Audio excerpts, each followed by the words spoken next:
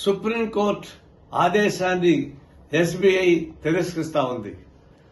మార్చి 15వ తారీఖు లోపల ఎలక్ట్రల్ బాండ్స్ విషయంపై వివరాలు ఇవ్వమని చెప్పేసి సుప్రీంకోర్టు ఆదేశిస్తే ఇప్పుడు ఎస్బీఐ జూన్ దాకా మాకు టైం కావాలని అంటా ఉంది. అంటే బ్యాంకులు ఇప్పుడు డిజిటల్ చేసింది. ఏ రోజుకు ఆ రోజు బటన్ నొక్కితే మొత్తం రాళ్ళు బయటపడతాయి. అన్నప్పుడు జూన్ దాకా ఎందుకు టైం కావాలా అంటే ఉద్దేశపూర్వకంగా దొంగ రాజకీయ నాయకుల్ని, దొంగ డబ్బుల్ని కాపాడడానికి ఉపయోగపడేటువంటి బహిరంగ చర్య తప్ప కానే కాదు.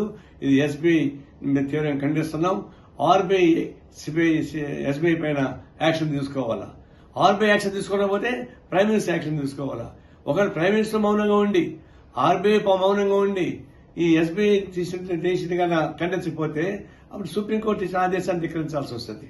మరి సుప్రీంకోర్టు ఆదేశాన్ని ధిక్కరించే స్థాయికి మీరు ఆర్బీఐ ఎదుగుతుందా, ప్రైమ్ మినిస్టర్ ఉంటారా తెలుసుకోవాల్సిన పని అయిపోయింది.